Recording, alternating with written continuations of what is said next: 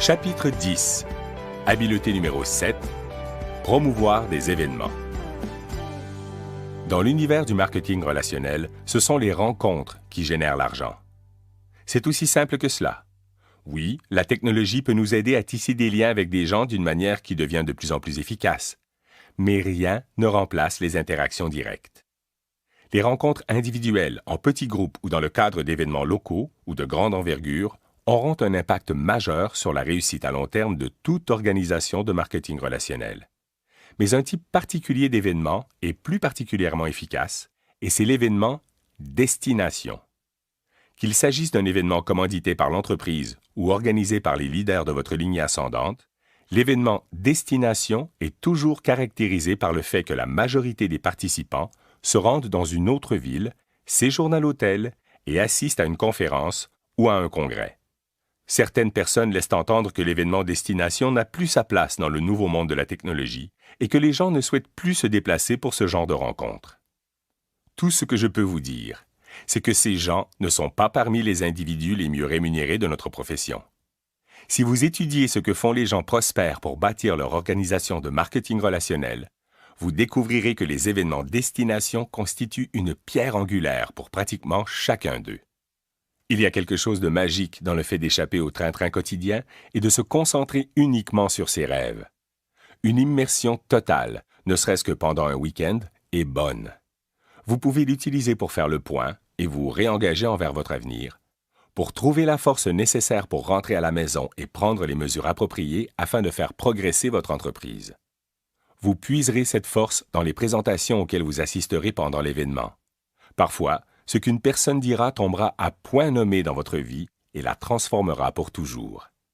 Il y a plus de 20 ans, je participais à un congrès lorsqu'un homme appelé Johnny Daniel a dit « On peut juger de la taille d'un homme par la taille du problème qui lui fait courber le dos. » Cet énoncé m'est allé droit au cœur et m'a toujours aidé depuis. Si je suis triste ou déprimé, une petite voix en moi demande « Est-ce que ce problème est plus grand que toi, Eric ?» Je réponds « Non » et je me ressaisis et je vais de l'avant. J'ai connu des centaines de moments similaires au fil des ans alors que je participais à des événements destination. J'ai cessé de me plaindre pendant un événement. J'ai décidé de devenir un professionnel pendant un événement. J'ai réalisé que personne ne pouvait m'arrêter pendant un événement. J'ai décidé de me rendre au sommet pendant un événement. En fait, avec le recul, je n'arrive pas à penser à un seul moment significatif de ma carrière dans le marketing relationnel qui ne s'est pas produit pendant un événement. Ils ont un grand pouvoir. En plus de puiser de la force chez les présentateurs, on est incroyablement conforté dans notre conviction d'avoir pris la bonne décision en nous engageant. C'est un concept appelé « preuve sociale » et il a beaucoup d'importance. En tant qu'être humain, nous sommes programmés pour chercher des preuves auprès de sources autres que nos propres pensées et expériences. Lors d'un événement destination, vous verrez un grand nombre de gens qui ont pris la même décision que vous, et c'est très agréable. De plus, vous constaterez comment certains d'entre eux ont surmonté leur peur et se sont hissés au sommet de leur entreprise.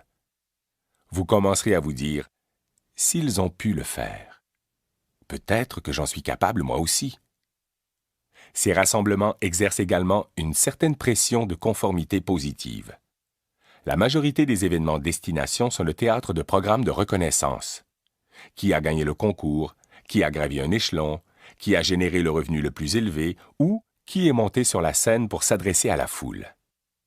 La première fois que j'ai participé à un événement destination et que j'ai vu tous ces gens défiler sur la scène, je me suis dit « La prochaine fois, je monterai sur cette scène. » C'était inspirant de voir que tant de gens avaient accompli ce que je n'avais pas encore fait. Cela m'a poussé à croire que je pouvais faire la même chose et j'ai dressé un plan pour que cela arrive. En plus d'être inspiré, j'ai également pris la décision de ne pas me présenter au prochain événement sans avoir amélioré mon organisation. Cette pression de conformité positive m'a aidé à affronter mes peurs et à atteindre mon objectif. Dans l'ensemble, le sentiment d'appartenance à la communauté que procure un événement destination est réconfortant. Nous vivons tous dans un monde rempli de gens qui ignorent tout du marketing relationnel. Cela peut être parfois décourageant. Mais lorsque nous participons à un grand événement, nous nous retrouvons soudain entourés de gens qui pensent comme nous pensons.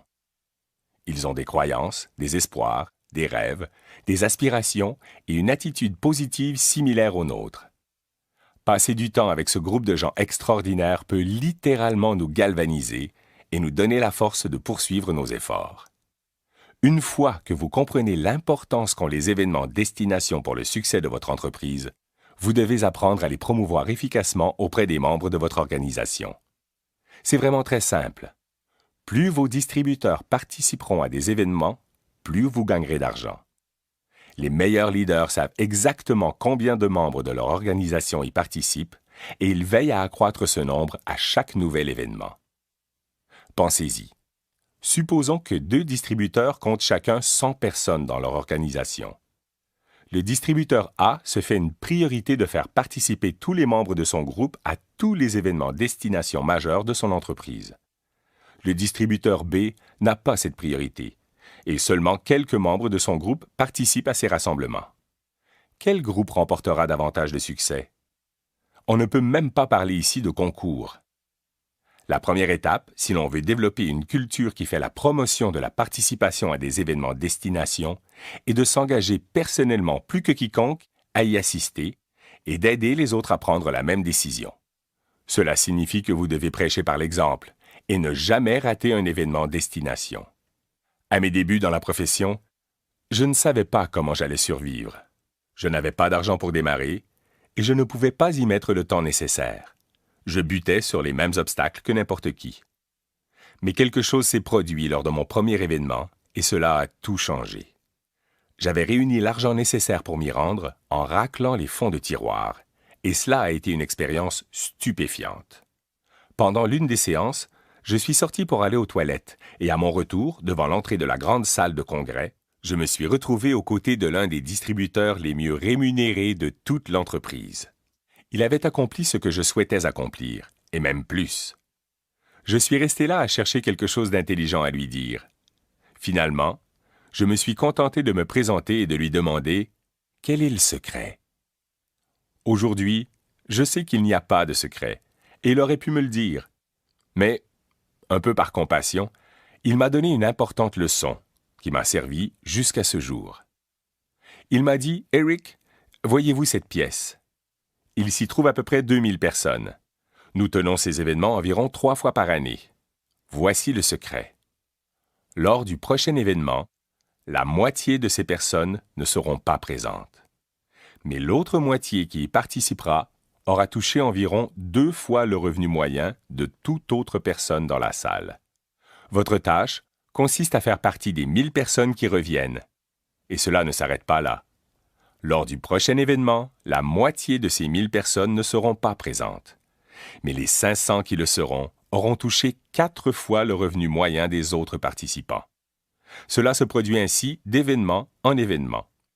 Si vous continuez à y assister, vous finirez par vous trouver parmi les distributeurs les mieux rémunérés de l'auditoire, et un jour, c'est vous qui parlerez sur la scène. J'ai dit « C'est tout ?»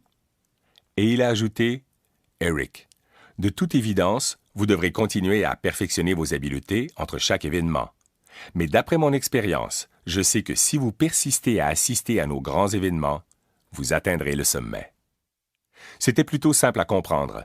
Je l'ai remercié et j'ai immédiatement pris la résolution de ne jamais rater un grand événement de l'entreprise. Cela n'a pas été facile. Parfois, le seul prix d'entrée était un problème. Mais j'en ai fait une priorité et j'ai trouvé l'argent nécessaire. Parfois, c'était la garde des enfants qui était un problème.